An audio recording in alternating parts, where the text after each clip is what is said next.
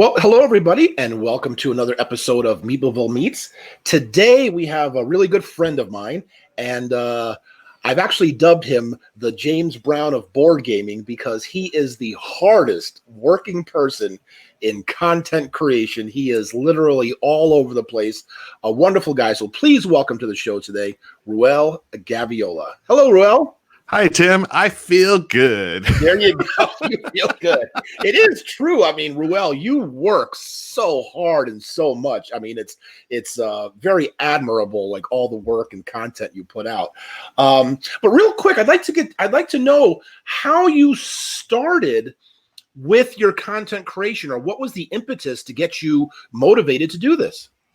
Yeah. So I've been a writer for decades now, a professional writer, mainly in the tech writing industry. So I've worked, software, hardware. I've worked in the military industries. I've worked with tech. And so I've been, doing writing for many, many, many years. And when I got into the modern board game hobby back in 2015, like many of our friends out there, I watched Will Wheaton on Tabletop and I saw Pandemic. I mean, back then, the pandemic was just a game, not a real life thing. But I saw that and I was really interested in the game. So I got into it. I bought the game, loved it. And that eventually led me down the rabbit hole of modern games. And so just as a writer, a few months after I got into the gaming hobby, I was like everyone else again, BGG, different websites, different YouTube sites. And I came across a site called islaythedragon.com.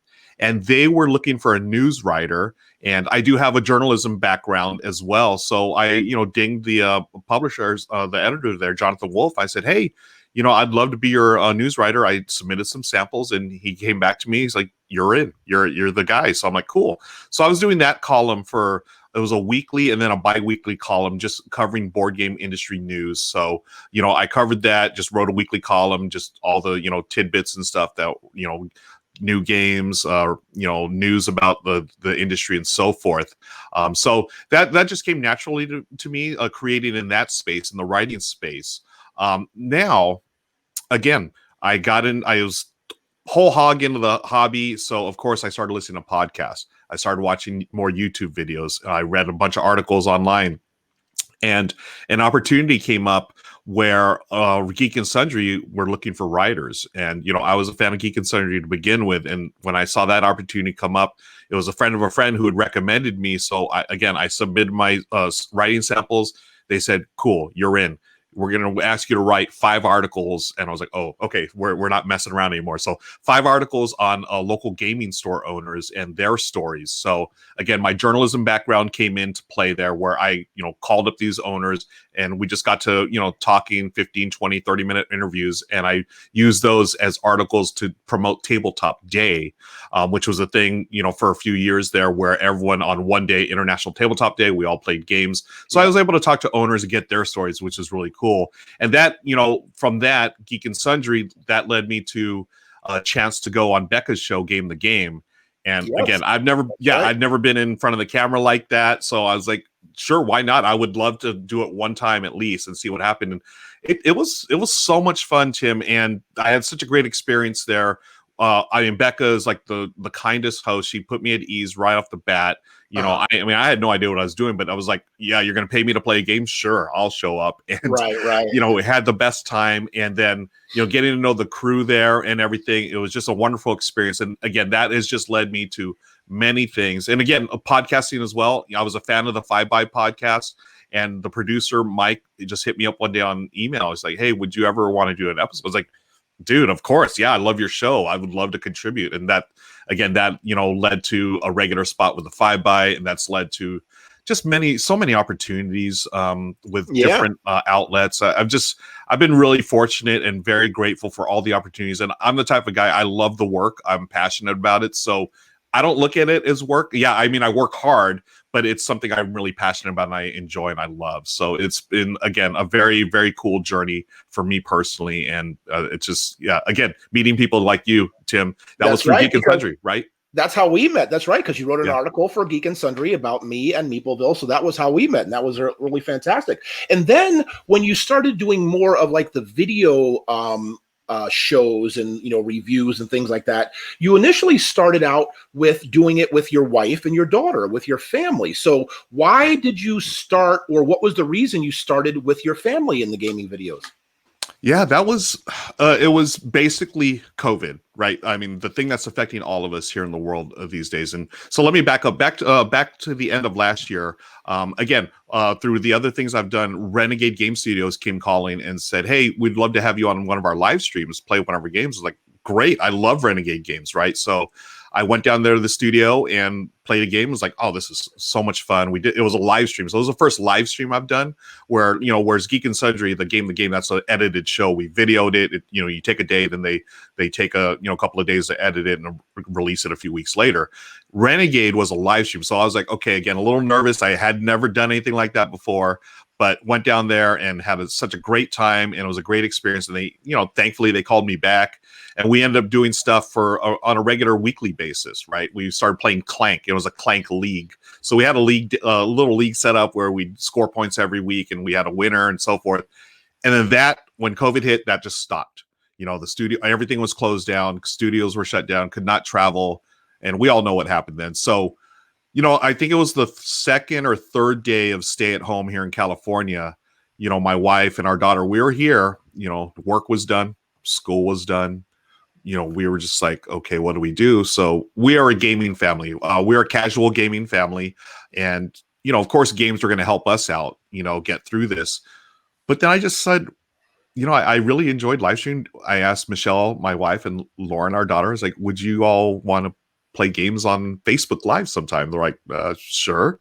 We had no idea what we're doing. I still have my old Pixel 2 phone, and I put it up. I had a tripod. I duct taped it to this thing and I hit live, and we played, I think it was number 9 or something. And we just connected with our friends and family that were on there. It was like, hi, everybody. Hope everyone's doing well. And it was just a way for us to stay connected because we couldn't see anyone. We could not physically, be there with anyone. And we love playing games, and we thought, hey, why not just sort of share a game every day? It's like, if anything, we get to play a game, but at the same time, we get to, hang out with our friends and family who are online, who happen to be online.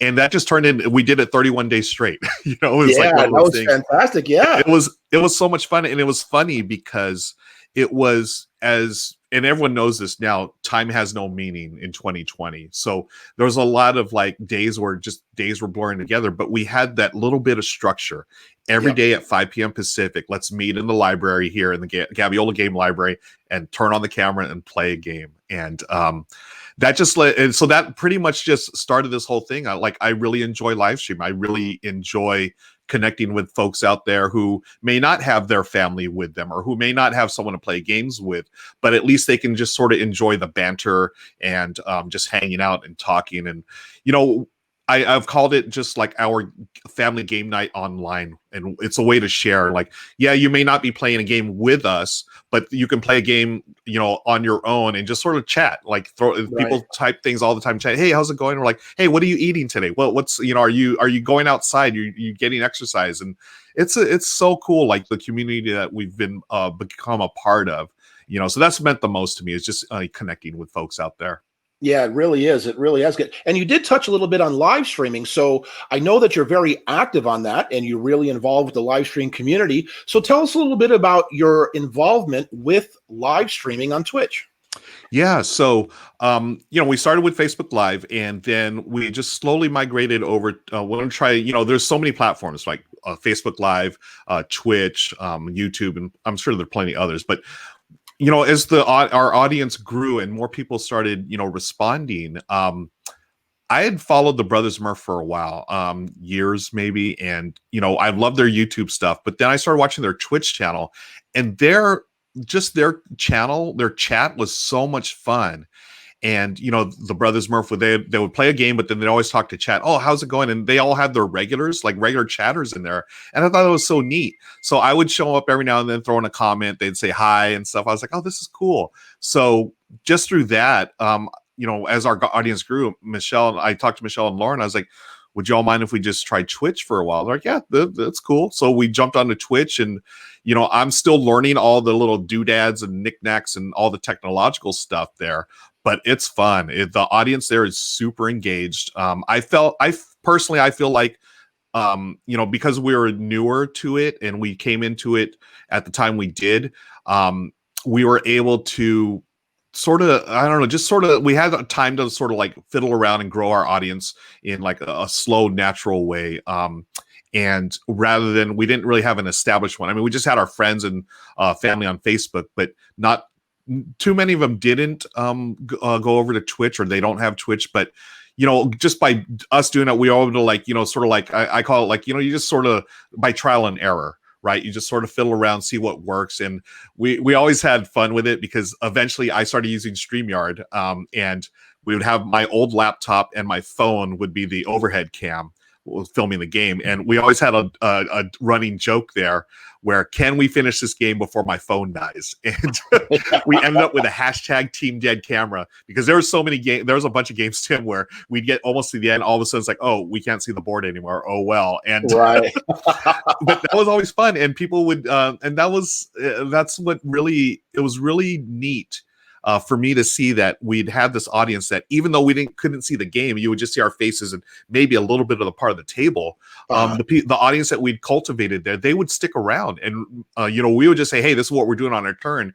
And then we realized it's really not about the games. I mean, of course, people are coming to the games, but it's about connecting with your audience, staying engaged, and talking to them. And that really showed me right there, hey, this means something to people. It means something to us too. We can, hang out and, make new friends on the internet. That's great.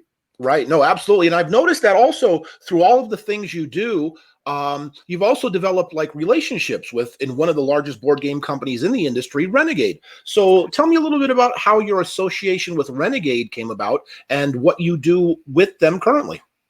Yeah, so Renegade, I mean, they've been, I love working with Renegade. The people there, Scott, the president, and all the way down to, I mean, everyone in the company is just wonderful to work with. I got hooked up through there. I knew Terry Latorco. She used to work for Geek and Sundry, and then she worked for Renegade. And, she had asked me, hey, do you want to come by and, do the live stream for us? I was like, of course. Yeah. And that's where I met Desiree and the video production manager there. So just through, again, establishing prior relationships, they know that the work, they know that I'll come in, do the work, and hopefully do it well. So that's how I got started with them. And I also create marketing content for them. I write articles for different trade publications for Renegade. So that's pretty much how it came about. Just, having a prior relationship with people and coming over to Renegade and working with them. And that has been, it's just been a thrill, because I love Renegade titles. So when they came knocking, I was like, yeah, open that door. I'm there. Like I love like Clank. Like I love all the Clank series. Right. For deck building and things. So that was just unfortunate. One of those things, the relationships that you established in the past will sometimes help you going in the future. Oh no, absolutely. Yeah, especially in this industry, relationships are real important. So that's really good.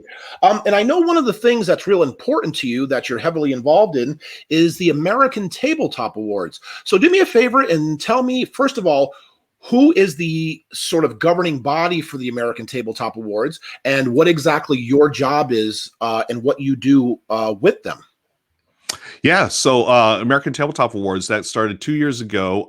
Eric Yorko of What's Eric Playing sent me a message on Twitter, a DM, said, hey, we're starting this thing. And basically he told me, it was like, we have the Spiel des Jahres, we have all these other awards that are European based, and other awards that are given out that are North American based, but the judges pretty much look the same. And he said he wanted to try something different and focus it not only on North America, but America, like the US, but also he wanted to open up the committees, the voting committees, to a more diverse audience. And he wanted to focus especially on content creators, because, we play a ton of games, so it was really interesting. So him, Suzanne Sheldon are on the committee. I'm part of the committee as well. We all have, equal votes as far as nominating games. And then we have a Slack channel where it's every week we're throwing in games there. It's talking about, hey, we think this is good, we think this is not so good, whatever. So it's a really cool committee to be part of. Bebo is part of it. Netters Plays is part of it. Jonathan Liu. Nicole from Stay at Home Mom, the website, and I think, oh gosh, I know I'm forgetting a couple others, but Becca Scott's on there as well. So I'm really proud of the fact that that committee that Eric is lined up is very diverse and brings a lot of different viewpoints. And when we have it's not really a weekly meeting, it's just an ongoing Slack channel where we're talking about games. I mean, people are passionate about it. It's like, oh, I don't know about this game, or yes, this game should be on the list. So we have a very passionate and I feel like a very smart panel. We talk every week, and I like to just go in our chats and really the comments that people put down. Like, I learn a lot from everyone, and as far as just like looking at games or what makes a game, what we feel as a game is like worthy of the American Tabletop Awards, right? So this is it's like, it's not we're looking at games that will appeal to a broad audience. We're not looking to be like super niche, right? We only have 4 categories. We have early gamers, which are, you're going to see a lot of like Hobbit titles, like for kids. We have, casual games. We have strategy games, and then we have complex games. That's it. 4. Like, I love the fact that we do that. It's because you can get really, okay, we need to have an award for 2 players. We need to have an award for Euros. We have to have for America. No, it's 4 awards. So it leads to a lot of interesting conversations, like which games do we want to select for this award, and why.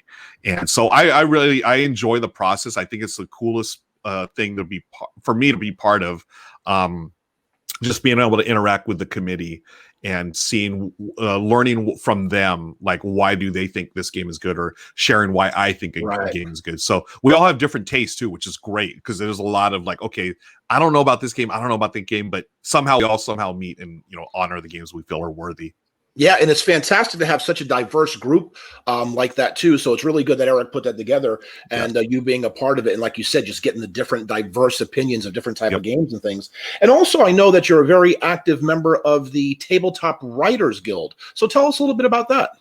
Yeah, the Tabletop Writers Guild. So this is something that Ryan from Cardboard Republic put together a couple of years ago, and again, he asked me on board. I was doing more written stuff at the time. So for I Slay the Dragon, Geek and Sundry, also some of the other websites I've written for. That hashtag show, Geek HQ, a bunch of other things I was writing for. So he asked me on as a member, one of the committee members, and we're providing a resource. It's basically an online guild for writers who write in the tabletop board game industry, whether it's board games like all the ones I have back of me, or tabletop RPGs like role-playing games.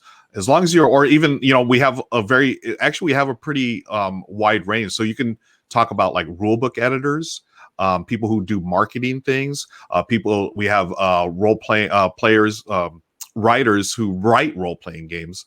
So we have a pretty broad spectrum as far as who's in the guild. Now, what it is, it's an online resource for people to get together, share the resources, and basically we help each other out. Hey, whether it's like technical stuff, like how to set up a blog or a website, or how to get more people to see your writing, but also we have initiatives where we reach out to increase the diversity of tabletop writers, right? So I know for a fact I am one of a handful, maybe I could probably count on a hand, of Filipino American writers, right? And I want to see that change. I know they're out there. It's up to us to reach out and promote them, uplift them, and say, hey, you can do this too. So we also, there's this initiative, this diversity initiative we had earlier this year. Again, this was prior to when the Black Lives Matter movement really took off. But prior, we had already talked about this diversity initiative. So once the Black Lives Matter thing started really, taking hold of the American conscience, we decided, hey, this is like, let's push this. Let's really get this going here. And, we've been fortunate that people have responded. We have, several people on that have brand new to writing who are either women or people of color that are stepping in and stepping up to write about games, either reviewing them, or we did this challenge over 8 weeks where you could write different types of things, where there's like a list, like top 10 worker placement games, or you can share like a personal reflection. How did you get into gaming? Or we can just say, hey, just free for all, just write whatever you want. And people would write like haikus or, poetry or whatever, or just do silly things. So yeah, it's really cool to see that. And it's inspiring to me because, again, I've moved a little more into the video and live streaming thing. So my writing has sort of stepped back a little bit, but just seeing these new writers come in, I'm like, oh, I love writing. I want to get back into that. So it's really been an inspiration to me. And I'm really grateful to be able to, help others get into this industry. Right, that's very good. Well, as you can see, folks, Ruel, not only is he heavily involved with the actual board gaming aspect, like playing games, reviewing games, talking about games, but also the social aspect, and really heavy in inclusion, in diversity, and making sure that all different types of people are represented in the industry. And as I said, you can follow him everywhere because there is tons of stuff. He is all over the place. And if you'd like more information on Ruel, you can go ahead and check out his website at ruelgaviola.com, because that'll give you information on all aspects, whether you want to watch his different shows, read his articles he's writing and stuff like that, although he has said he's been a little slacking in writing. So maybe we'll get to encourage him to do more stuff about that. Please do. But last but not least, so Ruel, before we go, and thank you very much for sharing and let people know everything about you, but just real quick, let people know, like, maybe other things that you're doing, where they may be able to find you, and they get to see some of the content that you're putting out. Yeah. So the time we're filming this, Tim, actually it's the next day after, the following day after we film this. I'm part of this thing that we just started called the Tabletop Live Network.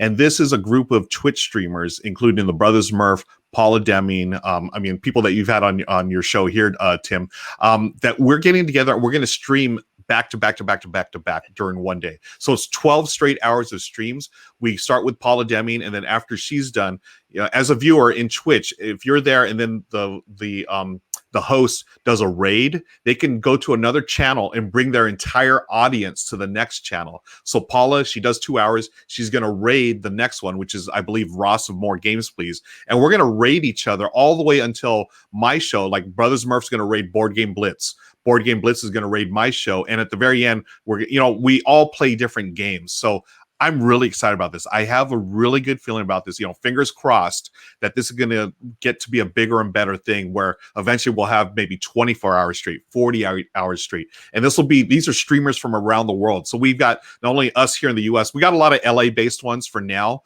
but we're going to slowly but surely grow it out. And we have the Luzas from Germany. We have Ross and Matthew. They're in the UK. So there's a lot of countries still to be represented. Even parts of the US. We only have like us in the LA and then, Board Game Blitz in Vegas. So I'm really excited about that. So by the time this airs, folks, you can probably check out the videos on demand on YouTube and or Twitch. This is catch a replay, but that's going to be, hopefully, again, fingers crossed, a regular thing monthly that we're going to be doing. So that's the big thing that I've been working on. I've also got some other videos that I've already recorded with other content creators, which I'm not really sure when I can say anything. So I'm just going to give you that little teaser. But yeah, you can find me all over the place. We'll be doing the 100th episode of the 5x. That'll be out by the time this is released. And I'm excited about that because I'm going to talk about, I will have talked about my gateway into this game. One of the gateway games that I've got into was Ticket to Ride. So I'm going to talk about that and what that meant to me and my family. So yeah, those are the two big things I'm working on. There's, Tim, I'm always working stuff. I love this industry. I love board games. I love tabletop games. I love role-playing games. I'm just a passionate advocate, and I hope to find all of you out there sometime, and I hope we can connect. Yes. Absolutely. Well, Ruel, thank you so much for joining us today. And folks, as you can see, there is a lot of Ruel to watch on the internet and contact. So thank you, Ruel, and hopefully we'll be talking to you soon, or not hopefully. I know we will, because we'll see you on different kind of things, the Thursday night get-togethers and all that kind of stuff. But again, thank you so much for joining me today on Meepleville Meets. Right. Thank you, Tim. Well, there you go, folks. As you can see, Ruel Gaviola is a very active member of the board gaming community. And he's very active also, as I said, with the part of inclusion and diversity, making sure all different types of people are represented in the community. So please check out his channels, his reviews, and everything he's doing at ruelgaviola.com. You can get more information. Well, thank you one more time for joining us here on an episode of Meepleville Meets, and we'll see you on the next one.